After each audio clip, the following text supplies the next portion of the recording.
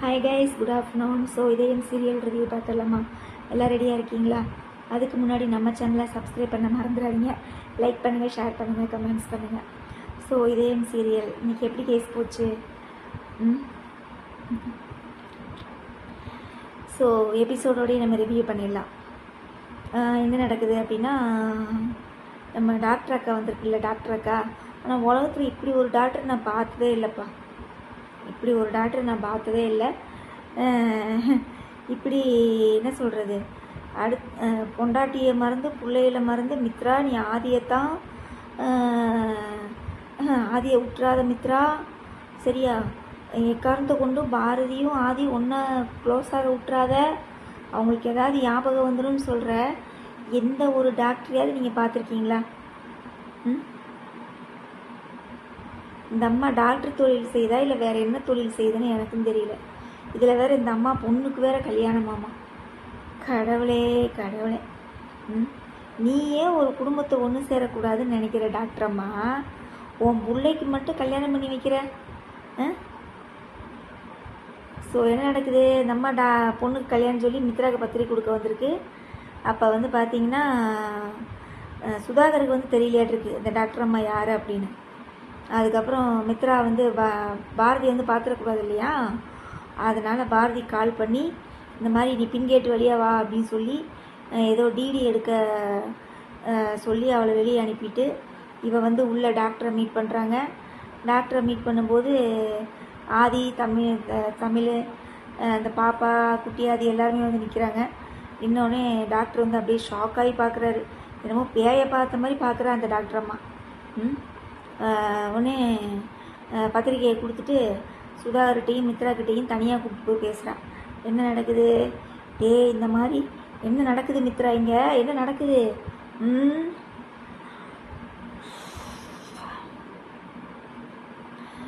உடனே மித்ராக்கா வந்து, என்ன டாக்டர் பண்ண சொல்கிறீங்க, எல்லாம் என் கையை மீறி நடக்குது, என்னையை மீறி நடக்குது அப்படிங்கிறாப்புல.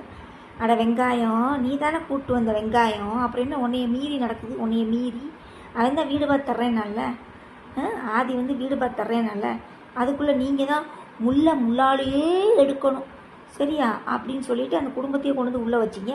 இதில் என்ன உன்னைய மீறி வேறு நடக்குதாமா, உன்னைய மீறி வெங்காயம். அதுக்கப்புறம் வந்து என்ன நடக்குது, எதுக்கு நீ வந்து அந்த தமிழ் பாப்பாவையும் பாரதி குழந்தைங்க எல்லாம் இப்படி ஆதியோட ஒன்றா பழக விட்ருக்க அப்படின்னு கேட்கும்போது உடனே சுதாகர் வந்து கேட்குறாப்புல, யார் இவங்க அப்படின்னு கேட்டோடனே, இவங்க தான் நம்ம ஆதிக்கு வந்து பரிசு கொடுத்தவங்க சரிங்களா. ஆதி வந்து ஒலிம்பிக் போட்டியில் வின் பண்ணியிருக்கார் இல்லையா, கோப்பை கொடுத்தவங்க. ஆப்ரேஷன் பண்ண வெங்காயம் சரியா, அந்த வெங்காயத்தை வந்து இந்த வெங்காயம் சொல்லுதாமா.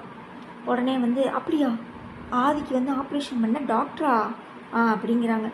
உடனே எக்காரணத்தை கொண்டும் பாரதி ஆதி ஒன்றா க்ளோஸாக விட்டுறாத, பழைய ஞாபகம்லாம் வந்துடும். அப்புறம் அவள் புருஷனோட சேர்ந்து ஜாலியாக டாட்டா காட்டிட்டு உனக்கு போயிடுவா சரியா, அதனால் நீ ஆதியை உன் முந்தானையிலேயே முடிஞ்சு வச்சுக்கோ அப்படின்னு சொல்லாமல் சொல்லி கொடுக்குது இந்த வெங்காய டாக்டர். உலகத்தில் இப்படி எங்கேயா டாக்டர் பார்த்துருக்கீங்களா கைஸ்? அப்பா சாமி முடியல. அதுக்கப்புறம் என்ன நடக்குது, முடிஞ்சளவு நாங்கள் பார்த்துக்குறோம் டாக்டர் அப்படின்னு சொல்லிட்டு கிளம்போது பாரதி வந்துடுறா, பார்த்துட்றா சரியா. நான் அப்போ மனசில் நான் அப்போ தான் சாப்பிட்டு இருந்தேன் கைஸ். சரி சாப்பிட்டு கையை கழுவ போகும்போது தான் பாரதி பார்த்தாளா, அதான் நான் மனசுக்குள்ளே திட்டிக்கிட்டு போனேன். ஆமாம், பெரிய வைத்து போனவ அப்படியே டாக்டரை பார்த்தோன்னே ஏதோ தப்பாக இருக்குது, மித்ரா மேடத்தை வந்து எதுக்கு இவங்க பார்க்கணும், ஏதோ தப்பாக இருக்குது அப்படின்ட்டு புலம்பிகிட்டு இருந்தால, அதான் நான் மனசுக்குள்ளே திட்டிகிட்டு போனேன். ஆமாம், நீ அப்படியே கண்டுபிடிச்சி கிழிச்சிட்டாலும் பாரதி பூமுட்டை சரியான ஒரு பூமுட்டை, நீ ஒரு பூமுட்டை, அந்த கூட இருக்கிறது எல்லாமே ஒரு பூமுட்டையே சரியா. அதுக்கப்புறம் என்ன நடக்குது, உடனே கண்டுபிடிச்சிட்டாலாமா, ஏதோ ஒரு தப்பு இருக்குது அப்படின்னு சொல்லி கண்டுபிடிச்சிட்டாலாமா. அதுக்கப்புறம் இங்கே என்ன நடக்குது, சாரதாவும் பாட்டியும் பேசிகிட்டு இருக்கிறாங்க. நீ சாப்பிட்டியா சாரதா? உடனே சாரதா, நீங்கள் பாட்டி சாப்பிட்டீங்களா அத்தை? சரி, 2 பேரும் சாப்பிட்டு வீடை சுத்தம் பண்ணி க்ளீன் பண்ணுங்கள், அதுக்கு தானே வந்திருக்குறீங்க.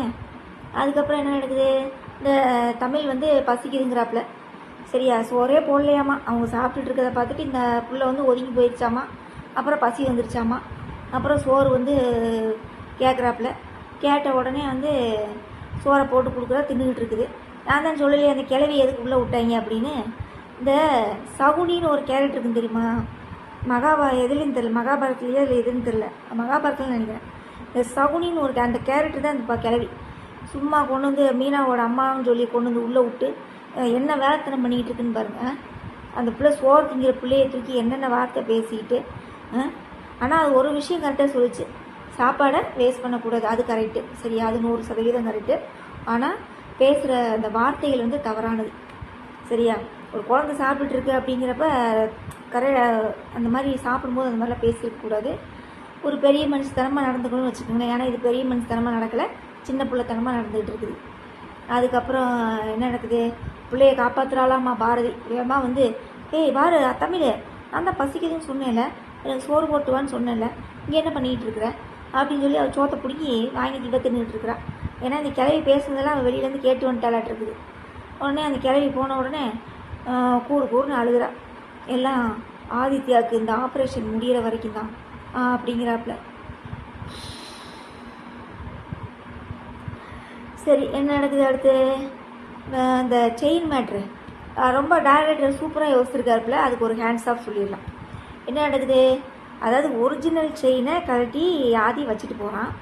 அந்த குளிச்சுட்டு வரக்குள்ளே இந்த மித்ரா பக்கி என்ன செய்யுது, அதே மாதிரி ஒரு டூப்ளிகேட் செயினை செஞ்சு அந்த டூப்ளிகேட் செயினை டேபிளில் வச்சுட்டு இந்த ஒரிஜினல் செயினை அவங்க அண்ணன்கிட்ட கொடுக்குறாப்புல, சரியா?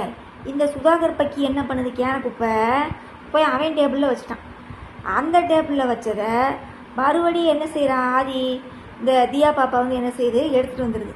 அவனோட பிள்ளைய எடுத்துகிட்டு வந்து குட்டி ஆதிக்கிட்ட கொடுக்கவும், ஏய் இது வந்து ஆதி அங்கிளோட செயின், நீ எடுத்து விளையாடக்கூடாது சரியா அப்படின்னு சொல்லிட்டு ஆதிக்கிட்டே கொண்டு போய் ஒரிஜினல் செயினை கொடுத்துட்டாப்புல.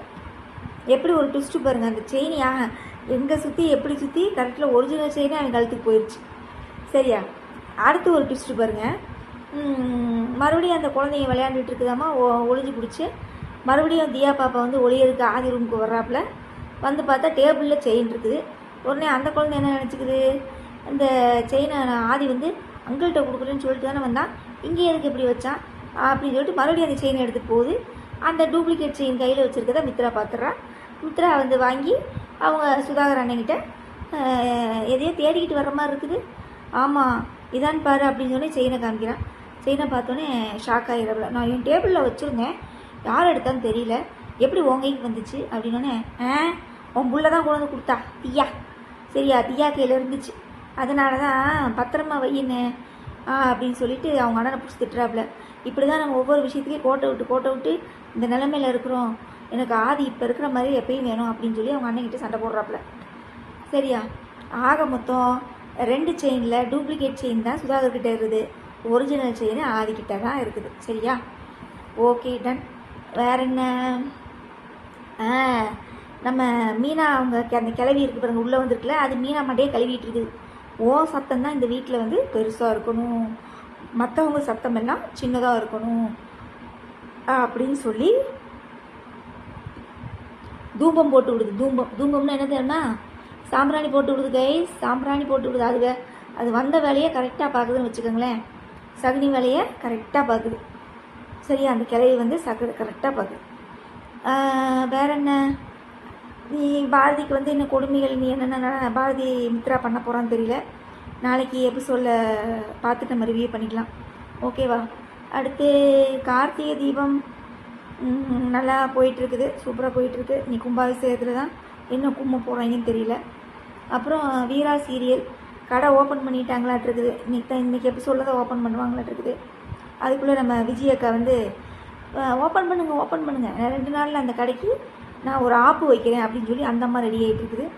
அதுக்கு இடையில வந்து இந்த குடும்பத்தில் வந்து ஃபஸ்ட்டு விக்கெட்டை தூக்கணும்னு சொல்லி வள்ளியை தூக்கிறதுக்கு முடிவு பண்ணிட்டாங்க. Okay done. நீ என்ன நடக்க போகுதுன்னு தெரில, வீரா சீரியலில் வெயிட் பண்ணி பார்க்கலாம், அவ்வளோதான். வேறு என்ன, அப்புறம் மௌனம் பேசியதே சூப்பராக இருந்துச்சு. மேகலைக்கு சரியான ஆப்பு வச்சா துளசி, நல்லா விபூதியை தூக்கி மூஞ்சியில் அடித்து போலீஸ்கிட்ட இதை பண்ணி விட்டு 60ஆம் கல்யாணத்தை நல்லபடியாக முடிச்சிட்டா. Super, very good. மௌனம் பேசியதே வெரி நைஸ் சீரியல். அதுக்கப்புறம் வேறு என்ன, கெட்டி மேளம் பா ப்ரோமோ பார்த்தேன் கேஸ். ரொம்ப அவனுக்கு பொண்ணு அந்த துளசியோட அப்பனுக்கு நெஞ்சு வலி வருது. இவன் வந்து துளசி தான் வேணும்னு சொல்லி வாசலில் வந்து நின்று தர்ணா போராட்டம் பண்ணுறான் வெற்றி.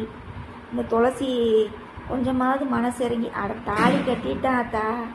சரியா, தாலி கட்டிட்டான். யார் இல்லைன்னா அவன் நல்லது நினச்சி செஞ்சான்ல, உன் தியா பாப்பா வேணால் காப்பாற்றினால. அப்போ நீ வந்து அந்த இதில் நினச்சி பார்க்கணும்ல, நீ துளசி மனம் மாறுவாளா மாற மாட்டாளா அப்படின்னு சொல்லி நம்மக்கிட்டே கேட்குறாங்க. அப்புறம் வேறு என்ன, அவ்வளோதான் கேஸ். வேறு ஒன்றும் சொல்லிக்கிற மாதிரிலாம் ஒன்றும் இல்லை. அப்புறம் இந்த இது சரிகமப்பா, ஏன்னா பாடின பாட்டையே பாடுறீங்க. எப்போ பார்த்தாலும் டூயட் ரவுண்டு வச்சு இந்த உப்பு கருவாடு சாக மட்டும் ஓயாமல் வந்துடுது.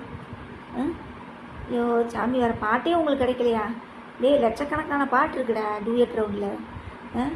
ஓயாமல் உப்பு கருவாடு, ஊற வச்ச சோறு, உப்பு கருவாடு, அப்புறம் உப்பு கருவாடுன்னு நினைக்கிறேன். ஆமாம், உப்பு கருவாடு தான். அப்புறம் ஆத்தங்கரை மரமே அரச மரம் இல்லைன்னு சொல்லி அதை ஒரு போட்டுக்கிட்டு இருக்கிறேன். ஐயோ சாமி, ஓட்ட ரெக்கார்டையே போட்டு தேய்ச்சிக்கிட்டு இருக்கிறேன். அவ்வளோதான் கைஸ், வேறு என்ன, எல்லாம் பேசியாச்சுன்னு நினைக்கிறேன். நீ 3 மாதம் வரைக்கும் நம்ம பல்ல கடிச்சிக்கிட்டு தான் ஆகணும்.